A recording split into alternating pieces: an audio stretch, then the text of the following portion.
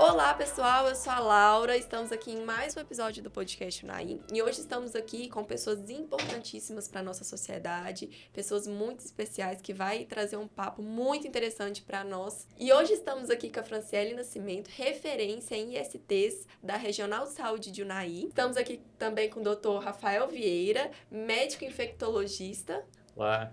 E estamos também com a Lívia Araújo, enfermeira do Serviço de Infectologia de Unai. E hoje, pessoal, nós trouxemos aqui um assunto muito importante, que é sobre a doença do HIV e da AIDS, né? Estamos aqui com um especialista da área para falar desse assunto, que é de suma importância para a sociedade, né? Muitas pessoas ainda não têm, até hoje, não têm informações sobre o assunto, né? Ainda, muita coisa vaga.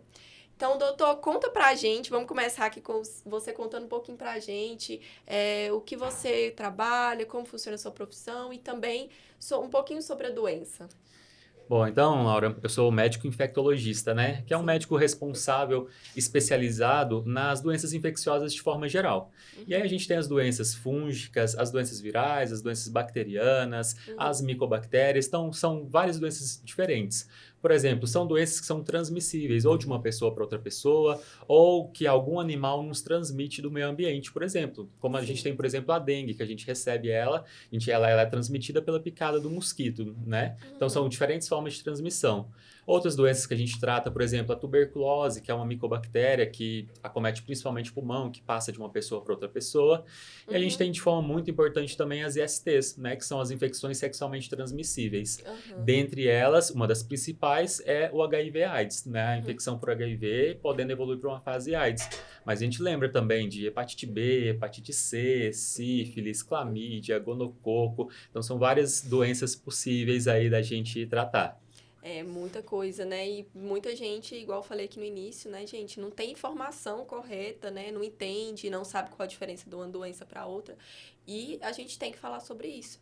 E, Fran, conta pra gente um pouquinho sobre do HIV e AIDS, né? Que assim, vamos entrar nesse assunto para as pessoas saberem a diferença entre eles. Conta pra gente. Sim, pois bem. Então, é muito importante a gente sempre destacar que existe uma diferença entre ter HIV e ter AIDS. Ter HIV não é a mesma coisa que ter AIDS. Ter HIV significa que você se infectou pelo vírus HIV, ou seja, você é portador do vírus. E ele começa, então, a atingir o sistema imunológico desse indivíduo, certo? Então, ali ela já começa se proliferar naquele organismo. Daí, então, quando é que esse indivíduo pode chegar a ter, de fato, a doença AIDS? A doença AIDS, ela vai ser já quando esse indivíduo se contaminou e, com o passar dos anos, com o passar do tempo, ele começa a ter doenças associadas à condição da fragilidade do seu sistema imunológico. Então, ele começa a ter doenças associadas, né? Como, por exemplo, tuberculose, câncer, outras infecções que acometem esse indivíduo com mais facilidade por ele ter um sistema imunológico comprometido. Certo? Então, existe essa diferença entre estar infectado com HIV e ter AIDS, que para a gente da saúde também se torna muito importante. Inclusive, os dados que são trazidos para o serviço de vigilância, eles são divididos nessa vertente. O indivíduo que tem HIV e o indivíduo que tem AIDS. Então, essa é uma das principais diferenças compreendidas nesse contexto dessas ISTs com enfoque no HIV AIDS. Entendi, assim, eu mesma aqui de bastidores, vocês me contaram isso e eu fiquei, assim, impressionada, porque pra mim HIV e AIDS era a mesma coisa, ou eu acho que até outras pessoas acham que são até doenças diferentes, né, deve chegar muito isso pra vocês. E, assim, outra coisa que eu fiquei bastante, assim, eu mesma fiquei intrigada, que eu não sabia, é que eu achava que quando vocês me falaram, né? É quando evolui, o HIV é quando evolui para AIDS. E eu achava que a AIDS aí tinha os sintomas, alguma coisa, não. É uma doença que vem, deixa a imunidade muito baixa, igual você falou, e deixa portas abertas para outras doenças, Isso, né? E quando chega no momento que a pessoa tá pior. Frágil, né? Com essa associação dos sintomas também da própria proliferação do HIV nesse contexto. Sim. É como se a gente tivesse, então, fases diferentes de evolução de um mesmo vírus. Uma fase inicial, a pessoa vive com HIV. Numa fase tardia, quando a doença já avançou, ela vai ter AIDS. Mas é a mesma infecção viral, é o mesmo vírus, em fases diferentes de acometimento, em momentos diferentes. Exato. Entendi. E hoje lá, igual a Lívia, né, que é lá do SAMI, que é onde você recebe essas pessoas, né, que para fazer testes e tudo mais. Conta um pouquinho pra gente de como funciona lá o SAMI. o SAMI a gente tem lá dentro do SAMI. O SAMI é o Serviço de Atendimento Médico Especializado, e a gente tem o CTA, que é o Centro de Testagem e Aconselhamento. E o CTA, a gente faz os testes rápidos, que são os testes de HIV, sífilis, hepatite B e C. Lá é porta aberta, então você pode ligar, não precisa de pedido médico, a gente só faz o agendamento. E lembrando que, paralelo ao CTA, a gente tem a realização dos testes rápidos também nos PSFs. Então, as pessoas que têm PSF no bairro, eles podem estar procurando para a realização dos testes. Quem não tem, pode estar procurando lá o SAMI. E lá a gente recebe, né, e faz o acompanhamento dos portadores do HIV. Né, que é o serviço de referência. Então, a partir do momento, tanto aqui de Unai quanto da região, que é diagnosticado com HIV, é referenciado lá para o SAMI. Ah, entendi, Lívia. E quando as pessoas chegam lá, como funciona esse acompanhamento que vocês fazem com elas? Normalmente, as pessoas chegam para a gente, vêm com o diagnóstico. Tem algumas pessoas que vêm porque a questão da confirmação são 2 testes que a gente faz, né? Tem que ser feito o teste 1 e o teste 2, que é o confirmatório. Quando há a possibilidade, a pessoa só fez o teste 1, a gente já marca o teste 2 lá no serviço mesmo. Tá? Então, basta a pessoa vir com esse teste, ou positivo ou indeterminado, a gente marca o acolhimento, que é com a psicóloga. Porque ela já faz a realização do teste, já faz que a pessoa já chega pra gente cheia de dúvidas, cheia de medo. Ai, meu teste deu indeterminado, que eu tô, que não sei o quê. Então, calma. Então, ela né? dá esse suporte, a gente já marca para ela, porque ela já faz essa abordagem. Então, calma, aí ela faz o teste 2, conversa, explica. Caso confirme ou não confirme, ela já faz essa orientação. Isso já dá uma acalmada. Faz a orientação inicial, vamos para o fato de que confirmou HIV positivo. Ela faz a explicação da doença, como que vai ser o acompanhamento, entrega os pedidos de exames iniciais e a gente já agenda o exame que é da carga viral, que depois o doutor, né, Rafael, pode até falar melhor. E a gente já agenda os exames iniciais. Então, a pessoa já faz esses exames iniciais, posteriormente a gente já marca o atendimento médico e aí a pessoa, né, faz o segmento. Então, a primeira consulta, chegou no SAMI, é HIV positivo, ligou, consulta acolhimento com a psicóloga primeiro, para depois passar pela parte médica. Mas a pessoa já sai de lá com exames agendados, pedidos de exames laboratoriais, e em seguida já passa para o médico. E aí é um intervalo de, no máximo, 30 dias, não vai mais do que isso. E lembrando que, se chega para a gente uma pessoa nessa fase do diagnóstico e já tiver, às vezes, no quadro, né, AIDS, ou tiver com múltiplas queixas, né, a gente faz o contato com o infectologista, então não espera, né, que às vezes a pessoa fala assim, nossa, mas eu vou chegar, vai demorar 30 dias? Não, né, a gente já tem tudo articulado. Isso. Nossa, muito bom, assim, você já tem uma rede ali para acolher essa pessoa, né, tanto que já tem ali o psicólogo ali para ajudar, porque não deve ser uma notícia, uma coisa fácil de lidar, chega cheio de dúvidas, imagina, eu chegaria assim... Eu acho que a pessoa normal chegaria ali pirada, tanto de dúvida, do que já ouviu, né, várias coisas que a gente ouve sobre essa doença. E assim, doutor, esse processo que a Lívia falou, que vocês, né, pedem os exames, como funciona lá para você que atende uma pessoa que ali já constatou que ela está com doença? Laura, então, uma pessoa que já chega assim com 2 testes confirmatórios, como a Lívia falou, a gente não confirma com um exame só. Como é que funciona o segmento inicial? Uma das coisas que a gente tem que olhar é a parte da imunidade da pessoa. Como a gente falou no início, o HIV é uma infecção que vai destruindo o sistema imunológico nas nossas células de defesa. Por isso que quando chega na fase AIDS, ela pode pegar qualquer outra infecção, que a gente chama de infecção oportunista, porque o seu sistema imunológico está muito debilitado. Então, de início, uma das principais avaliações é essa, de saber como está o sistema imunológico atual da pessoa, em que fase que ela está. E aí são 2 exames muito importantes, a dosagem de carga viral e a dosagem dos linfócitos TCD4. A carga viral, como o próprio nome diz, é saber o quanto de vírus está circulando na pessoa. Se é uma pessoa que está com um diagnóstico inicial e nunca fez tratamento, já é esperado que vai vir uma carga viral mais alta na dosagem. Então, isso não é uma coisa que para assustar a pessoa inicialmente. Assim, vai ser mais um exame que ajuda mais uma vez a confirmar a doença, mas como ela não tá tratando, é normal que esse exame venha bem alterado assim, pelo não tratamento. Outro exame vai ser a dosagem de linfócitos TCD4, que quanto menor a dosagem, mais imunocomprometida está essa pessoa, mais deficiente está seu sistema imunológico, maior a chance dela ter alguma infecção ou ter outras doenças oportunistas pela deficiência do sistema imunológico. Então, a gente faz essas duas dosagens. Por quê? Porque eles são muito importantes também para depois no segmento. Então, como eu disse, no período inicial a pessoa vai ter uma carga viral alta porque ela não está tratando. Mas depois, com o segmento, e no máximo 6 meses de tratamento, essa carga viral já tem que estar indetectável, que é quando a gente faz a dosagem no sangue e não dosa mais nenhum vírus. Que a pessoa fez tudo certinho, tomou o medicamento, cumpriu com o tratamento, né? Exatamente. E aí você faz essa dosagem no sangue e não tem mais vírus detectado. E aí, de consequência, os seus linfócitos vão subindo, porque o sistema imunológico dela vai recuperando à medida que a gente consegue controlar a infecção viral.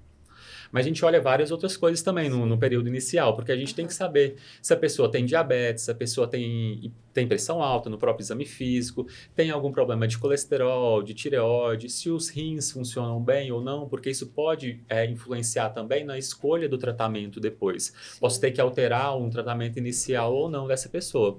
E outra coisa muito importante que a gente sempre olha são outras infecções. Por exemplo, na nossa região, a gente vive o estado de Minas é considerado uma área de risco para Chagas. Então, a gente tem que fazer, por exemplo, sorologia para Chagas também. Porque é uma das infecções que pode reativar naquela pessoa que já está com o sistema imunológico muito comprometido. Então, a gente faz a pesquisa de outras possíveis infecções concomitantes. Frisando muito bem a questão das outras infecções sexualmente transmissíveis. Porque se a pessoa foi exposta a um IST e pegou HIV, se infectou com HIV, ela pode ter se infectado com sífilis, com hepatite B, hepatite C, são doenças que têm tratamento, tá certo? Devem ser tratadas também. Então, a gente faz essa pesquisa das outras ISTs também, que são as infecções sexualmente transmissíveis. Tem que, pelo que eu tô vendo, tem que fazer um check-up mesmo ali, completão, né, da pessoa. Exatamente. E ter muito cuidado, né, e fazer o tratamento correto. E eu achei muito interessante isso, aqui um comentário que eu achei muito interessante foi porque a gente tem a informação, a gente cresceu escutando, né, do HIV, da AIDS, coisas assim de que não tem cura e que a pessoa, assim, né, perdeu a vida dela, para ter um filho, uma mulher ter uma gravidez não pode, é complicado. E você comentou agora que tem como, né, ter uma vida normal futuramente se fizer o tratamento correto. A coisa já mudou bastante, assim. Às vezes, muita gente cresceu vendo o perfil de pessoa que vive com HIV, o perfil do paciente Cazuza, que foi estampado na capa da revista Veja. Talvez foi uma coisa que chamou muita atenção. Que é aquela pessoa que realmente está doente, assim, muito emagrecida, consumida, não tem força para nada, tem muita febre, tem outros problemas, problema no sistema nervoso central, na cabeça, problema nos pulmões. Mas não é a realidade mais de uma pessoa que hoje faz seu diagnóstico e que faça o tratamento adequado, que faz o seu segmento. Hoje é uma infecção que, de fato, a gente ainda não tem cura. Porque, como eu disse, a gente trata o paciente, a carga viral fica indetectável no sangue. Porém, se a gente suspende a medicação, o vírus volta a replicar. Então, de fato, a gente não tem cura ainda para a infecção pelo HIV/AIDS, tá certo? Mas a gente tem um controle ainda. Somos jovens e, assim, a ciência evolui muito rapidamente, né? Sim, hoje já tem isso, eu já acho assim, agora vendo aqui, descobrindo tudo isso, que até semana passada eu era super leiga, pra mim já é uma coisa assim, cara, muito legal. Muito boa, que, assim, o mundo precisa saber, porque a informação ainda tá vaga, né? Sim. Se a gente for entrar mais detalhadamente, você vai pesquisar e vai ver que 4 pessoas no mundo foram curadas por HIV. Mas são algumas pontuações muito pontuais que passaram por transplante de medula óssea, eram pessoas que tinham leucemia e tinham indicação de transplante. Então, são coisas extremamente pontuais. Mas, assim, de medicação, prática pra gente ter no dia a dia, hoje a gente não cura, mas a gente controla muito bem. E a pessoa que faz o tratamento adequado e de rotina certinha e bem controlado, ela vive normalmente. Ela trabalha, ela tem seu momento de lazer, ela tem seus namoros, tá certo? Ela viaja, ela vive normalmente. A diferença é que, assim como alguém, por exemplo, que tem uma hipertensão arterial sistêmica, que tem pressão alta, tem que tomar remédio todos os dias, uma pessoa que vive com HIV vai ter que tomar seus remédios todos os dias também. Isso é mais um ponto importante e interessante, porque quando a gente fala em remédio para HIV, a gente não está falando mais também naquilo que era a década de 90, por exemplo, do famoso coquetel.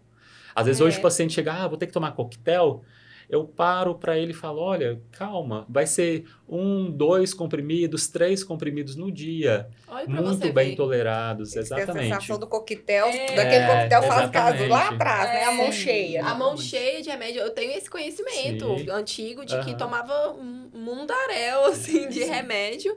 E a pessoa ficava, tinha a hora certinha, né, de cada remédio. É. O dia Sim. inteiro tomando remédio, praticamente. E dava muito efeito colateral também. Eles tinham muita Dava. interação, dava Uhum. muito efeito colateral a própria medicação. Hoje não. Hoje a gente tem várias opções para poder começar o tratamento. Tem uma que é mais preconizada pelo Ministério da Saúde, mas a gente pode adaptar de acordo com cada paciente também. Uhum. Como eu disse, se é um paciente que tem alteração de função renal, a gente pode adaptar. Mas são todos remédios muito bem tolerados, que a pessoa começa a tomar e tolera muito bem. Vai Uhum. tomar 20, 30, 40 anos normalmente, enquanto ela tiver com a Tranquilo. infecção. É só para complementar, igual o serviço nosso lá, né? O SAMI tem mais de 10 anos, 10, 12 anos. Lá, as gestantes que... A gente só tem um caso de uma criança que nasceu HIV positivo porque a mãe, resistente ao diagnóstico, não fez o uso correto da medicação. Então, sim. todas as outras, você pensar em 10 anos de serviço, quantas gestantes já passaram lá? A gente tem gestante atualmente e nenhuma criança nasceu. A gente faz, né, o acompanhamento pós. Mas o que foi válido, né? O uso correto da medicação. Exatamente. E os pacientes nossos que vêm a falecer devido à AIDS são aqueles que não faziam uso regular da medicação. Resistiam. Resistiam. Problemas de E aí adesão. evoluíram para AIDS. Uhum. Que é um ou outro. A maioria, eles vêm a falecer por outras causas. E é igual Exatamente. você falou, vai aí anos, né? 50, 70 anos de idade. E pensa, assim, um comentário aqui como vocês são da área, então vocês entendem, mas um comentário como uma civil normal, assim, que não tem o conhecimento que vocês têm a fundo. Pensa, você tá com uma coisa, né, uma doença aí que, né, já foi muito comentada, já trouxe muitas pessoas a óbitos e tudo mais. E você tem a chance de ter uma vida normal, uma coisa ali, uma chance de não detectar, poder namorar, poder fazer o que quer, sem restrições. Então, pra que resistir, né, gente? Assim, é uma questão de senso mesmo, né? De abrir a mente pra isso. E hoje em dia, olha pra você ver tanta informação boa que vocês estão passando. Antigamente tomava um tanto de remédio, né? Hoje em dia toma pouco, efeito colateral pouco. Isso, É uma o informação farmacológico muito melhorou necessária. bastante. E sem falar que o tratamento é todo fornecido pelo Sistema Único de Saúde, né? Sim. Então, assim, a pessoa vai ter o Totalmente acompanhamento gratuito. médico, seus exames complementares que são feitos e a medicação toda, a pessoa não tem que pagar por isso, tá bom? Uhum. Então, isso é muito importante frisar e relembrar. Assim, com tudo Uhum. isso de muito positivo que nós falamos, né? Enquanto vigilância epidemiológica, é importante a gente destacar alguns pontos, assim, bem importantes na questão do Uhum. HIV. O que acontece? A taxa de incidência do HIV, ela vem aumentando no Uhum. estado e em nossa região de saúde, né? Sim. Então, nos anos, por exemplo, aí de 2020 e 2021, nós tivemos um aumento do número de casos de HIV em nossa região de saúde. Para você ter uma noção, em todos os municípios da nossa micro-região de saúde, nós temos casos em acompanhamento de HIV. Então, isso significa que ainda existe transmissão desse vírus, né? Existe Não é algo que a ainda, gente, assim, né, é uma tem... coisa que vocês recebem com frequência né? lá? E o que Sim. acontece? Uhum. O perfil dessa pessoa com qualidade de vida ótimo, que é o que a gente deseja, né? Que tenha uma adesão adequada, a gente espera que essa conscientização seja feita, que esse tratamento seja feito e que essa carga viral indetectável seja uma meta, que é uma Sim. meta para os serviços, para a gente poder reduzir a transmissibilidade da doença, né? Sim. Porque junto a isso, aumento da taxa de incidência. Felizmente, aumento da taxa de incidência de HIV, não de AIDS, né? Mas também ainda temos gestantes com HIV. Uhum. Felizmente, hoje, a gente melhorou muito na questão do HIV na gestante, porque a estratégia de testagem na gestante melhorou, porque esses também são indicadores de saúde, em que espera-se que essas gestantes sejam testadas no pré-natal, para que ela seja identificada, o parceiro dessa gestante também seja tratado, seja, na verdade, testado, né, e tratado, se necessário, para que ele não infecte a gestante, por exemplo, com outras ISTs, como sífilis, por exemplo, Sim. que também traz consequências para o feto, né? Uhum. E então, assim, são questões que a gente ressalta. E é importante, será que essa incidência, ela tem aumentado? Por quê?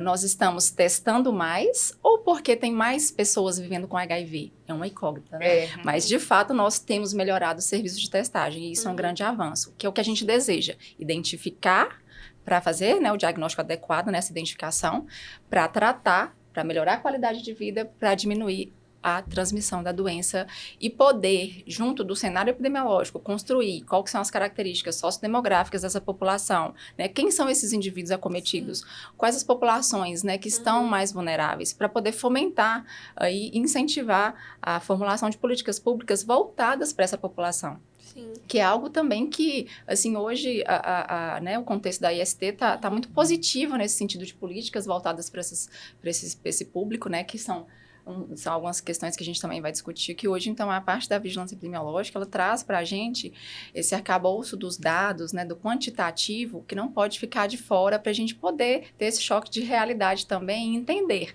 que não é porque nós temos uma melhora do cenário, porque nós temos um tratamento mais facilitado, com menos reações adversas, porque nós temos um paciente que tem uma maior qualidade de vida, mesmo vivendo com HIV, que não é importante trabalhar muito as estratégias de prevenção. E, Franciele, você falando sobre isso, que ainda tem muito, pega muito caso, né? Aparece muito para vocês, que detecta o vírus, porque eu acho que hoje as pessoas não falam muito, né? Não é uma doença que as pessoas acham que até tá escassa, que tá ali poucas pessoas. Então, e qual que é a faixa etária desse pessoal que chega para vocês assim? De quanto até quantos anos geralmente tá aparecendo para vocês esses casos?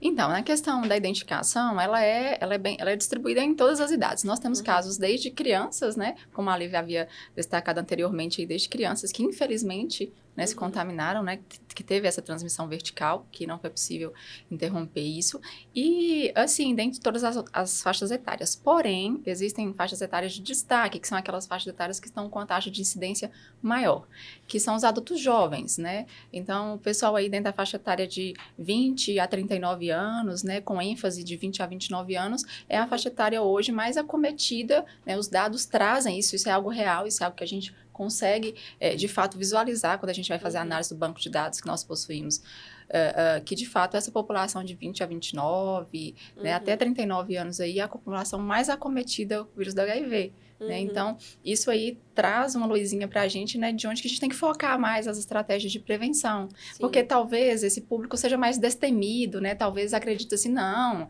que é isso, não. né? Eu vejo uma pessoa que ela tá aparentemente muito saudável, né? Não é possível que essa pessoa vai ter, eu não digo nem só HIV, né? Mas outras ISTs, outras infecções sexualmente transmissíveis, né? Que se transmitem através da relação sexual. E aí não se protegem. Então, aí que é a grande chave, né? O grande perigo. Então, a gente quer sempre fomentar, assim, incentivar, né? Destacar o quão importante essas estratégias de prevenção, né? Prevenção combinada, isso. Que é a testagem. A gente deseja que toda a população seja testada minimamente uma vez por ano, ou sempre que o indivíduo se expor a uma situação de risco, que ele identifique que ele teve alguma situação de risco ali, se envolveu com alguém, ele não sabe, ele direito, né, ficou na dúvida. Na dúvida, busque o serviço, faça a testagem. Então, a gente deseja isso, que todas as gestantes sejam testadas pelo menos 2 vezes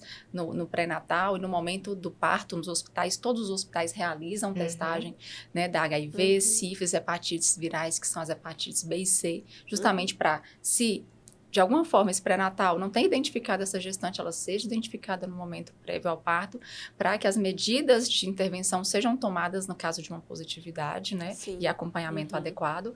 E, assim, então, todo esse contexto de testagem é importantíssimo, né? Para o diagnóstico ser o mais precocemente possível. Como o Dr. Rafael falou, o diagnóstico precoce, ele é ganho de qualidade de vida para esse paciente. O paciente, quanto mais precoce começa a tratar, menos destruído foi o sistema imunológico dele. Então, melhor ele está ainda no estado geral. Mais fácil da gente voltar ele para a recuperação do sistema imunológico normal. Isso, né? Melhor. Então, dessas estratégias combinadas, a testagem, é diagnóstico, né, precoce, é o tratamento realizado da forma adequada e as estratégias de prevenção, como o uso de preservativos, por exemplo, que é, né, uma medida aí de informação disseminada e de acesso muito facilitado, né? Então, hoje, na Regional de Saúde, por exemplo, a gente gente faz a gestão desses insumos. Então, o que eu faço hoje? A gente faz um levantamento dos insumos que são necessários, tanto para a rotina, né? O que são esses insumos de prevenção que são distribuídos? Preservativo masculino, preservativo feminino e gel lubrificante. São distribuídos para os serviços, tanto serviço de referência, né, a qual a Lívia está aqui representando, quanto as unidades básicas de saúde, que é a porta de entrada da maioria dos pacientes. Então, a gente precisa que esses profissionais, né, acolham esses pacientes, realizem essas ações de prevenção, né, de estimular, incentivar esses indivíduos a utilizarem as formas de prevenção disponíveis. Então, nessas estratégias de prevenção combinada, elas vem nesse contexto para fomentar, além ainda, fora um pouco do HIV, as estratégias de imunização, por exemplo, contra o HPV, que também, né, tá aí na nossa porta, né, na porta dos jovens. Então, essas estratégias são importantes, atreladas à questão dessas ISTs. Entendi, muito importante. E assim, acho que a Lívia pode falar um pouquinho também, para o pessoal, algumas pessoas sabem, mas saber assim, quais são todas as formas de transmissão que a doença tem, porque não é só a relação sexual, né?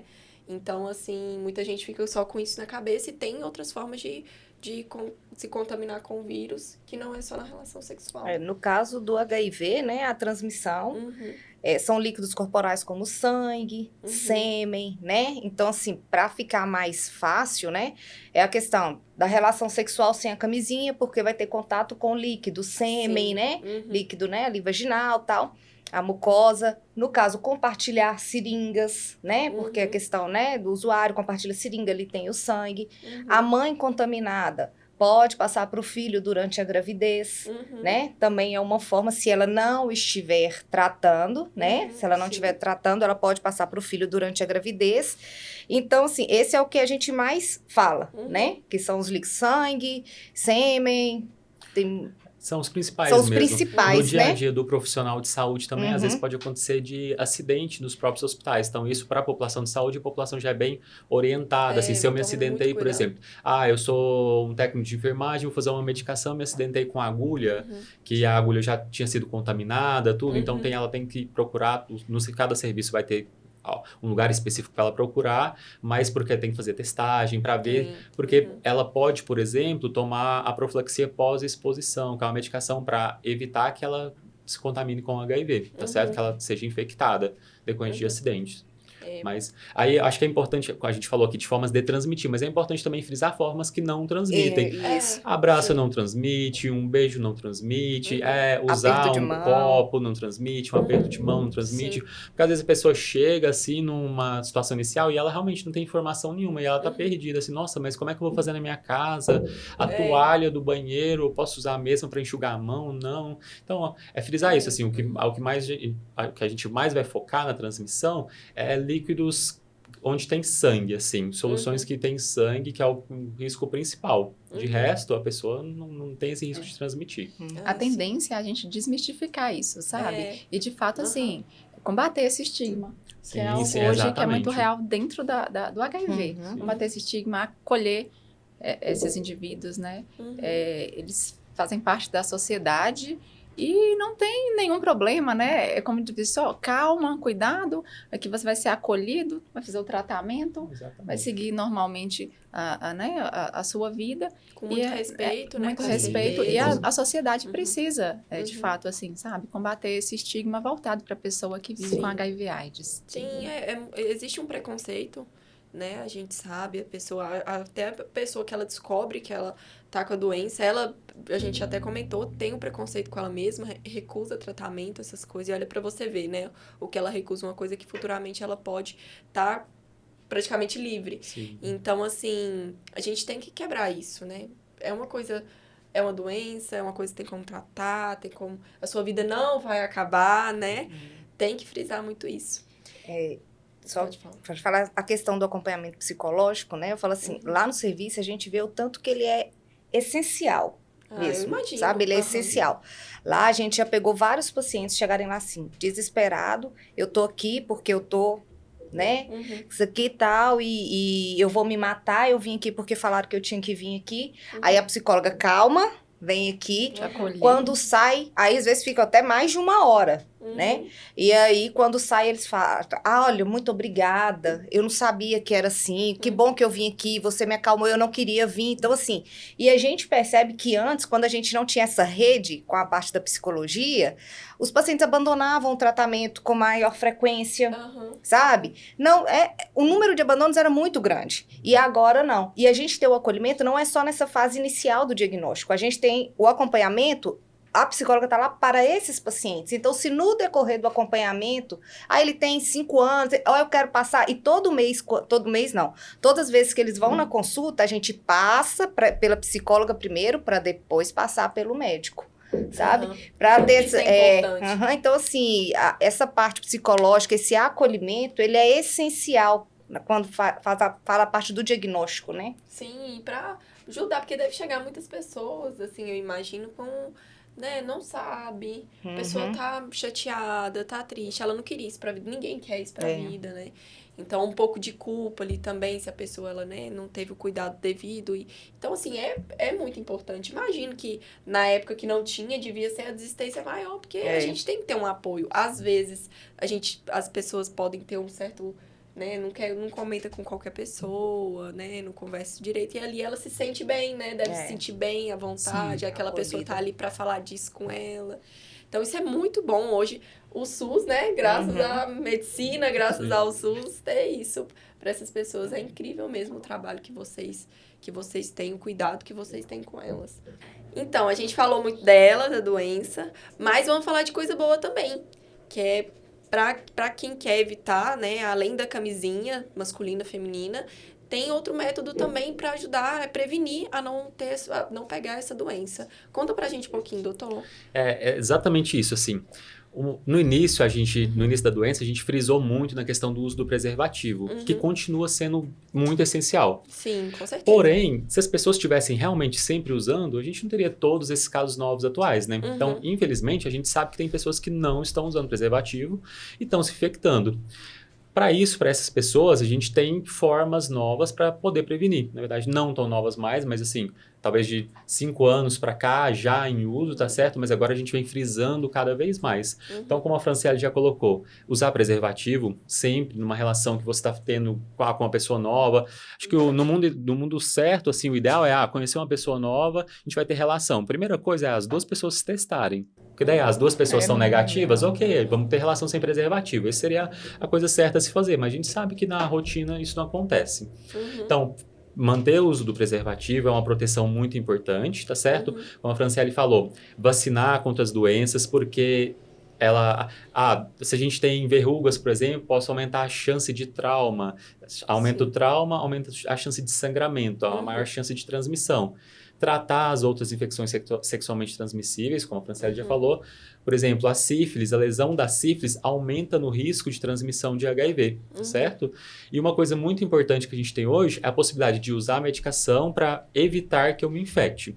Eu posso usar a medicação tanto pré-exposição, que é a chamada de PrEP, a profilaxia pré-exposição, que é isso. Se eu tenho previsão de me expor, se eu sou uma pessoa que me exponho com frequência, mas antes de eu me expor, eu começo a tomar uma medicação específica para que, caso eu tenha uma exposição a uma pessoa que realmente seja infectada com HIV, que não está tratando, que tem carga viral alta, para que eu diminua muito o risco de transmissão.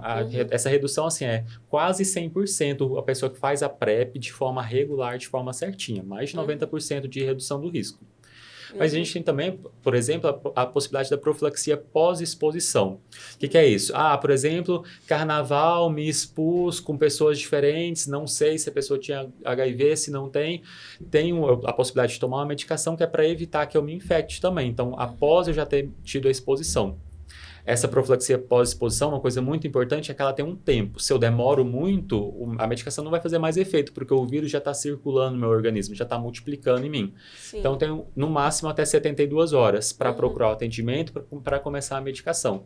O ideal é o mais precoce possível. Então, quanto mais precoce, maior a eficácia da profilaxia pós-exposição. Então, são duas situações.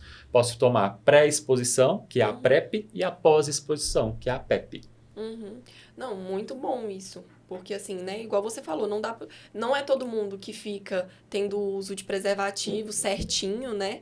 a pessoa às vezes não quer e tal. Então tem como tomar a PrEP, né? Que é antes ali para ela ficar segura. Não, eu vou pro carnaval, vai ter carnaval, eu vou pro carnaval, então sei que eu vou me divertir bastante, então vou usar preservativo, mas para eu ficar mais segura, vou fazer isso também, vou lá tomar um medicamento para ficar mais tranquila ainda, né? Não ter o perigo. E também a PEP, né? Que, gente, isso é muito bom. Se a pessoa, né, aconteceu um acidente de hospital, alguma coisa se contaminou, né? Alguma coisa ali, um corte, encostou no outro. Então, né? Então, isso é muito bom.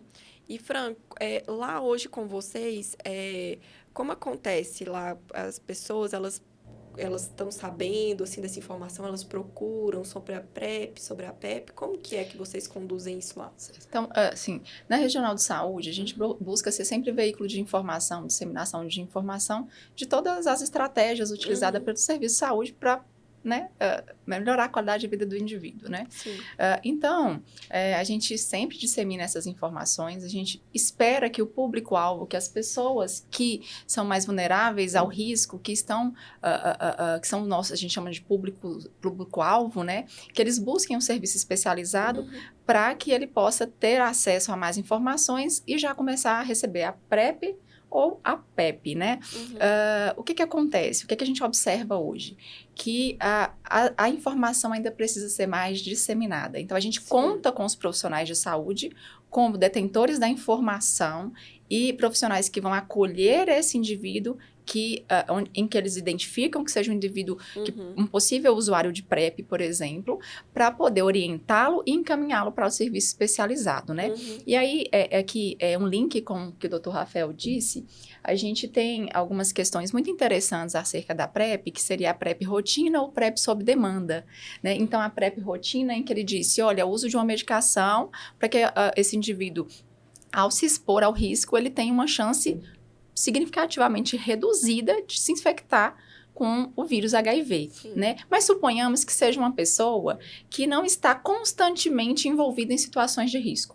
Para dar um exemplo, seria um indivíduo que vai se expor a um risco menos de 2 vezes por semana, por exemplo, ou é como se ele fosse se expor a um risco conscientemente, né? Ele sabe, assim, esporadicamente ele se expõe a um risco, e aí ele pode, então, procurar o serviço para ter acesso da PrEP sob demanda, que seria, então, a utilização da medicação 2 a 24 horas antes da exposição, que ele vai ter da exposição do possível risco, né? Para que ele possa estar protegido, para que ele possa diminuir a probabilidade de se infectar contra o HIV. E aí existe várias ressalvas nessa questão, né? Que a gente chama de esquema 2-1-1, que aí ele tem que tomar ali alguns comprimidos, né? 2 comprimidos antes e depois tomar um comprimido, né? De cada um dos medicamentos 24 horas depois e um outro 24 horas depois desse segundo, né? Então, eu gosto de dizer que ele tem que ser muito bem orientado. Ele tem que saber o que é o serviço, ser muito bem orientado para que ele faça o uso adequado, né? Sim. E aí, no serviço especializado, ele tem todo esse acolhimento e essa orientação, né? Onde a medicação é dispensada no serviço especializado, o acompanhamento, né, com alguns exames também é feito no serviço especializado, não é, Lívia? É tudo isso feito lá. É muito, assim, interessante essa parte, assim, que a pessoa, ela pode, igual que ela pode tomar, quando ela sabe que ela vai se expor, né? Assim, não, eu não não vou tomar direto, que tem aqui, toma contínuo ali, que a pessoa, sempre eu não sei quando, né? Às vezes a pessoa, não sei quando eu vou me correr esse risco, então eu quero fazer sempre tomar todos os dias, contínuo, para eu ficar tranquila, né? A mente tranquila, para não ter muito risco de eu pegar a doença, para tipo assim, não entregar para Deus, né? Sim. E tem como a pessoa, né, também, Lívia, procurar ali, não, eu vou, igual tem, eu acho que mais que vocês devem receber ali uma atenção a mais é o carnaval, né? Então a pessoa, eu vou pro carnaval, eu vou pra uma festa, um festival, alguma coisa, e eu vou me divertir muito e eu quero estar segura, né? Ela pode estar tomando esse antes de ir pro evento, antes de fazer o que ela quer fazer, né? E lá, como vocês, lá no SAMI mesmo, como vocês recebem essas pessoas, assim? No caso da PrEP, né, como a Franciele disse, né, ainda a questão da divulgação, de conhecimento ainda está bem baixo. A gente tem pouquíssimas procuras ainda. Uhum. Quando a gente sabe é quando um comentou com o outro, meu colega, tal, né? Uhum. E aí acontece, a pessoa procura o SAMI, chegando lá, falou, eu queria iniciar a PrEP, tal, a medicação, não precisa de encaminhamento, não precisa nada, basta o desejo, A né? pessoa querer, À olha pra você vontade, ver, muito sim. bom. Aí chegando lá, a gente passa, né, por uma avaliação, ou faz comigo, ou faz com a psicóloga, a questão dos critérios para ver se ela realmente encaixa para a PrEP ou não. Uhum. Que, de uma forma geral, atualmente é aquelas pessoas que têm mais de 15 anos de idade, com peso maior de 35 quilos e que já tem uma vida sexual ativa. E que não né? usa preservativo, Que não isso é usa- importante. Porque se a isso. pessoa chega e fala, não, eu uso preservativo em todas as relações que eu tenho, não tem essa necessidade da PrEP. Uhum. Porque o preservativo vai proteger. Se ela não usa o preservativo, Uhum. fala, às vezes acontece de estourar, às vezes tem dia que eu esqueço, tem dia que eu não quero usar, aí Então, tem toda a indicação de usar a PrEP. sim. Então, a pessoa Entendi. manifesta a vontade, a gente faz essa avaliação Uhum. inicial, Uhum. ok, né? Eletivo para PrEP, a gente solicita uns exames iniciais, que são exames básicos, Uhum. né? Que é mais ou menos elencado que o Dr. Rafael disse. Questão que tem algumas medicações, mesmo igual na PrEP, né? Tem algumas medicações que se tem algumas alterações renais ou hepáticas, acaba que a pessoa não pode tomar. Né? Então, a gente faz aquela avaliação inicial, coisa rápida, solicita os exames e a gente já entrega a medicação.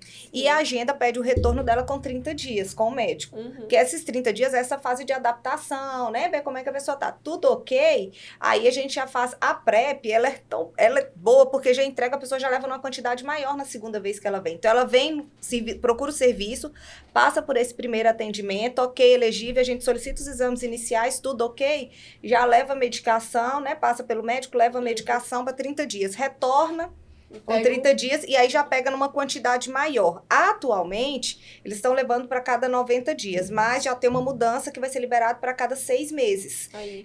E Nem uma precisa coisa... ficar voltando É lá. super tranquilo o acompanhamento. E, assim, uma coisa que é importante no acompanhamento da PrEP, além dos exames, que ela tem que sempre fazer um teste de HIV até uma semana antes da data daquela consulta para retirada da medicação, né? Que é pra gente ter certeza que a pessoa não se contaminou, né? Então, a PrEP é isso. A nossa procura ainda é muito baixa, mas o serviço funciona, a gente tem a medicação, tá Tem, todo articulado. tem aí pessoas que, né, faz o uso, Sim. vocês têm um feedback muito bom, Tem, né? fazem um Porque acompanhamento certo, Uhum. né? E sobre essa medicação que toma, Lívia, como, assim, a pessoa toma, tem algum efeito colateral, alguma coisa que a pessoa tem, assim, só pra gente saber mesmo?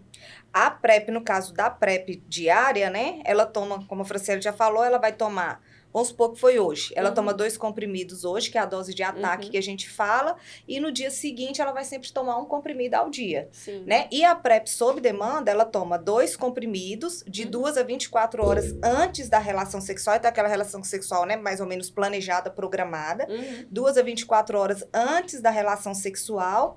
E depois ela vai tomar um comprimido 24 horas depois mais 20. Então ela toma, são 4 dias, né? Sim. Desculpa, 3 dias. 3 dias, que é o esquema 2 mais 1, que ela toma 2 comprimidos 2 a 24 horas antes da relação. Depois, no dia seguinte, ela vai tomar um e depois um. Então, são 3 dias. Sim. Né? E aí tem algumas ressalvas, né? Que tem algumas brechas. Agora, em relação à questão das reações, acho que o Dr. Rafael fala com mais... De forma geral, é muito bem tolerada a medicação. No início, às vezes, algum paciente pode ter um pouco de náusea, um pouco de diarreia, mas dura muito pouco tempo e depois disso a pessoa já adapta muito bem.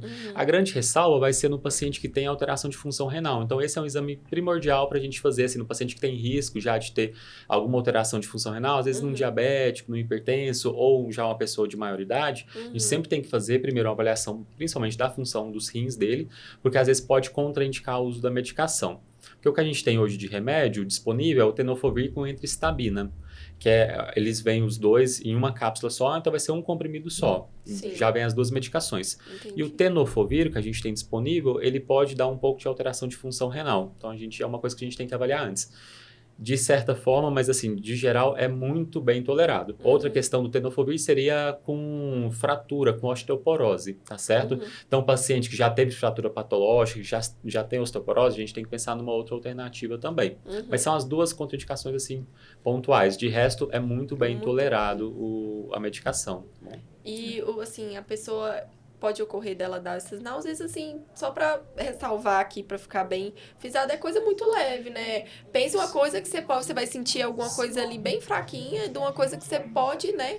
Pode ser muito mais grave. Sim. E assim, é muito pouco a porcentagem de pessoas que têm efeito colateral é muito baixo. Uhum. E dessa porcentagem que tem, passa muito rápido o efeito colateral. Uhum. Já em pouco tempo a pessoa já se adapta muito bem à medicação. E tem alguma restrição, assim, não ingerir bebida alcoólica, alguma coisa que não pode estar consumindo junto? Como profissional de saúde, a gente nunca fala que a pessoa pode beber, né? Porque, assim, o álcool pode dar N outros problemas, Sim, né? Não aham. só relacionado à medicação. Uhum. Mas, a princípio, não tem nenhuma contraindicação específica assim, não. A PrEP sob demanda, que é o que elas já falaram aqui, vai ter algumas contraindicações específicas, por exemplo, para mulher trans que faz uso de alguns hormônios específicos, aí de repente ela não Sim. pode nesse tipo de PrEP.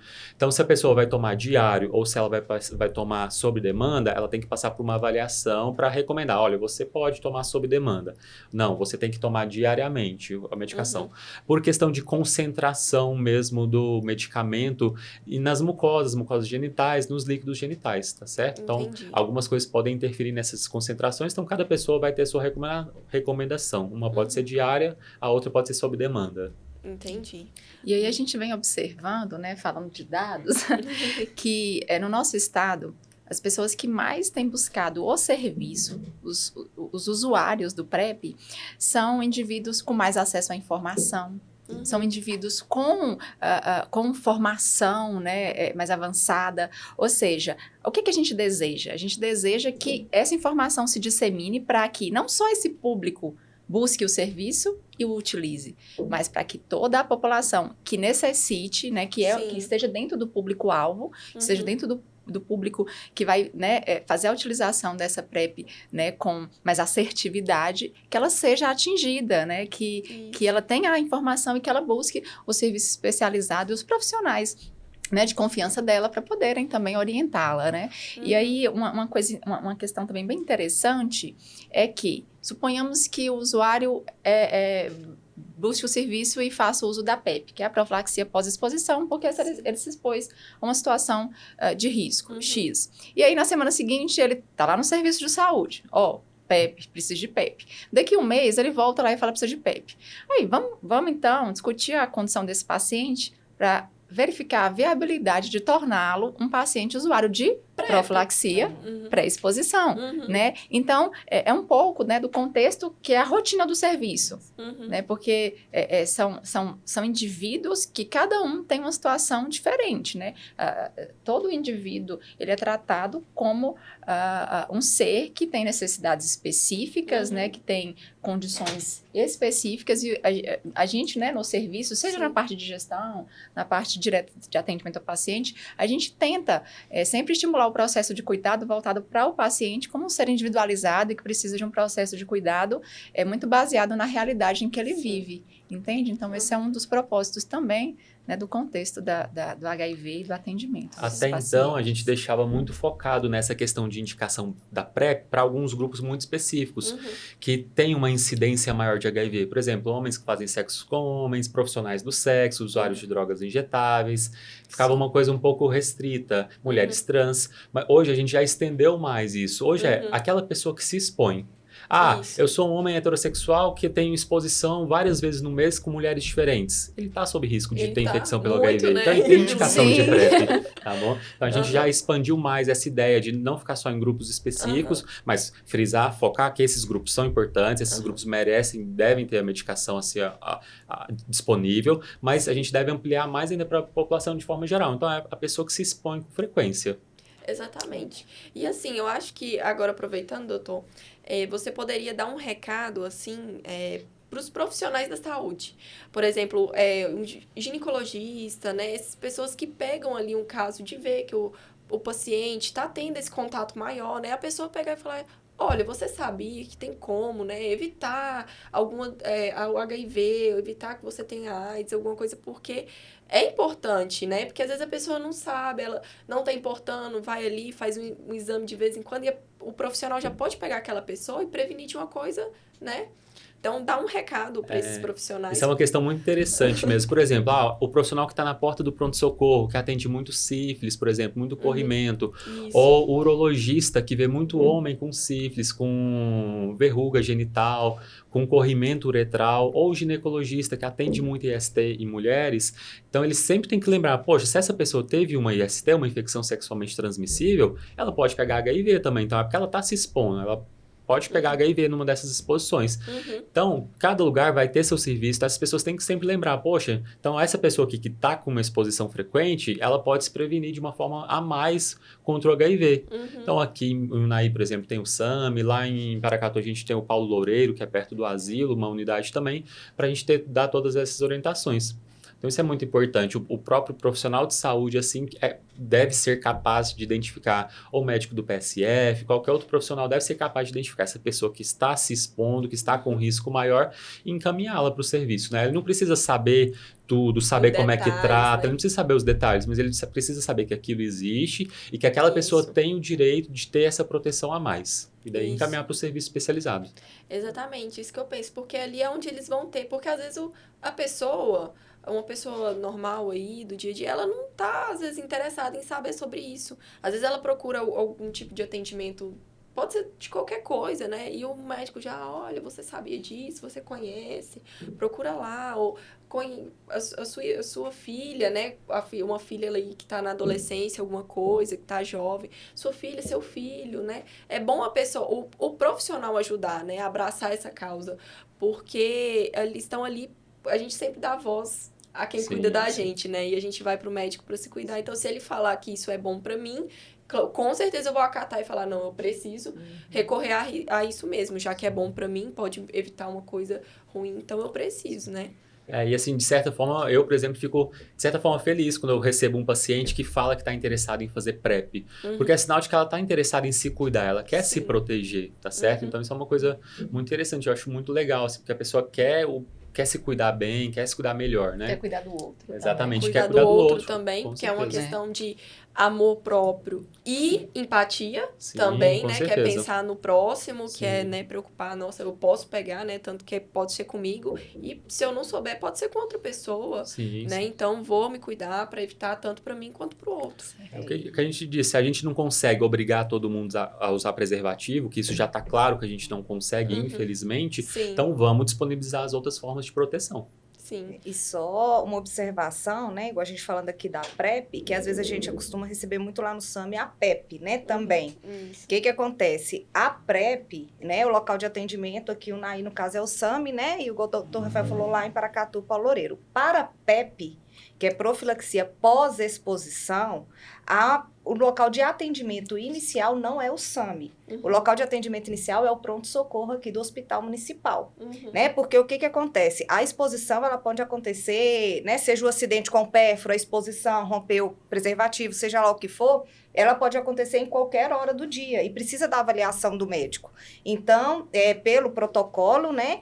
O primeiro atendimento para a PEP, que é pós-exposição, ele é feito no Hospital Municipal. A gente tem como porta de entrada, tem o Hospital Municipal aqui, o Unai, tem em Arinos e tem Paracatu, né? Então, qualquer um desses três. Então, o primeiro atendimento para pós-exposição é no Hospital Municipal. Lá vai ser avaliado o grau da exposição, do acidente com pérfuro, é realizado testagem e avaliado a necessidade ou não de entrar com a medicação. Fez o primeiro atendimento, o acompanhamento é no SAMI, aqui em Unai. Entendeu? Então, o acompanhamento é no SAMI. Aí, ele vem e faz o acompanhamento por até 6 meses. Né? Então, a PrEP pode procurar direto o SAMI, não precisa de encaminhamento nem nada, basta ter o desejo, né, de iniciar e passa pela avaliação. A PEP é pós-exposição, então porta de entrada Hospital Municipal de Unai, Paracatu ou Arinos, e o segmento é no SAMI ou no Paulo Loureiro. Tem muita questão do tempo da medicação, né? Essa necessidade de procurar o pronto-socorro, porque como a gente falou lá no início, você tem até 72 horas para começar o remédio. Então, se de repente eu me expus numa sexta-noite, vai vir um feriado, e aí eu vou perder a janela dessas 72 horas se o serviço está fechado de final de semana, por exemplo. Então, por isso a necessidade, por isso acaba drenando esse fluxo inicial para pronto-socorro. socorro. Porque lá eles têm também, né? Tem. O medicamento Tem. que já pode tomar ali, a pessoa já fica... Exatamente. Ele já sai com Uhum. a medicação Aí, do hospital. muito Ele já sai melhor, com a assim, a medicação. pessoa fica muito mais segura, né? Igual você falou, Sim. pode acontecer qualquer hora do Uhum. dia. Às vezes o atendimento lá de vocês não está aberto. E assim, o número, a procura por PEP, né, que a gente observou antes, mais era pérfuro, cortante, acidente com pé. E de repente, de um tempo para cá, a procura pela questão da própria exposição, e isso é a divulgação, Uhum. né? Que antes não tinha isso. Raramente a gente recebia alguém lá por uma exposição, eu tive relação, não usei camisinha, a camisinha rompeu, tal. Era tudo por pérfuro. E de um tempo para cá, o pessoal parece que já está mais orientado, né? Que é a Sim, divulgação sim. e que é importante. A Ótimo. estratégia tá aí, tem que usar mesmo. Importantíssimo, né? Tá aí pra isso, né? E Uhum. assim, tá no SUS, né? Pode usar e abusar. Então, não paga os medicamentos, tudo sem custo. Então, assim, é de muito fácil acesso pra Sim. população, para as Sim. pessoas. Isso é muito bom. É muito genuíno o trabalho de vocês, o que vocês fazem, porque é uma doença que as pessoas acham que, né? Igual eu falei no início, é uma doença que a pessoa não conhece muito e tem pouca informação, porque quase não se fala dela hoje. Sim. Então, assim, é muito importante vocês trazerem isso. Então, gente, aí foi muito bom receber vocês aqui. Agradeço muito, né, a presença de vocês. Dr. Rafael veio lá de Paracatu para poder estar aqui para falar desse assunto. Muito obrigada, viu, por disponibilizar aí seu tempo. Sei que é corrido. Vocês também. Isso aqui a gente roubou ela das férias. Na verdade, ela vai entrar amanhã, né? Mas assim, eu falei, não, Capturamos calma. antes. Antes das Tranquilo. férias dela, vai puxar ela. Cansando antes de Dá tempo, descansar, né? Tranquilo. E você também, Fran, disponibilizada, né? Eu vi muito, assim, a sua empolgação de querer trazer, né, informação para as pessoas também. Vocês todos, né? A garra para estar trazendo informação, para estar ajudando as pessoas. Isso é muito importante, né? Para a sociedade, para a nossa população. Então, muito obrigada, viu? A todos vocês. E antes de fechar, eu queria que a Fran desse um recadinho pro pessoal aí. Se você tiver algum recadinho para falar, fica à vontade. Então, para falar das infecções sexualmente transmissíveis, é sempre positivo falarmos de prevenção. Então, o que a gente deseja é que a população sempre esteja consciente das formas de prevenção, como o uso de preservativos, como as estratégias de PrEP, de PEP, com enfoque na PrEP, né, que é a profilaxia de pré-exposição, que é a utilização de medicação justamente para prevenir a infecção pelo vírus HIV. Então, o intuito é disseminar essa informação, é também esperar que os profissionais possam acolher essa população-chave, possam acolher a população que busca o serviço com essas informações, é mostrar que, através dos dados epidemiológicos, sim, nós ainda temos casos das infecções sexualmente transmissíveis, nós temos casos de pessoas vivendo com HIV, com qualidade de vida, né, mas assim, sempre buscando serviços, fazendo o tratamento da forma adequada, e o nosso desejo é conscientização, é a utilização das formas de prevenção combinada, que é testagem, diagnóstico, né, adequado, tratamento adequado e utilização das formas de prevenção aí, da forma correta. Muito bom, muito obrigada, Fran. Obrigada a todos vocês mais uma vez. Aqui as portas estão abertas a vocês, que, né, a gente tem muito assunto para falar, né, doutor? Assim, né, não é só essa doença que existe. Infecção, a gente faz uma lista longa aqui. Se for quiser fazer lista de doenças infecciosas, a gente vai até amanhã. Um podcast de Sagradamente. 48 horas. Com certeza. Então, assim, o assunto não acabou aqui. A gente pretende ver vocês de novo. Muito obrigada pela participação mais uma vez. Laura, assim, em nome da Gerência Regional de Saúde, né, e de todos os serviços aqui representados, nós agradecemos imensamente a oportunidade que nos foi dada aqui de poder trazer essa informação e também de vocês terem aberto as portas, né, terem acreditado no quanto isso é importante, sabe? E assim, isso não tem valor, disseminar essa informação, trazer qualidade de vida para as pessoas, levar informação às pessoas. Então, assim, nossos sinceros agradecimentos em nome da Regional de Saúde, né, representando aí o José Juliano, que é nosso diretor também, que buscou vocês, que vocês acolheram, assim, com grande estima, assim, empolgação, né, que você fala assim, que a gente está empolgado e vocês também. Isso é muito bom, sabe? Isso é contagiante, né?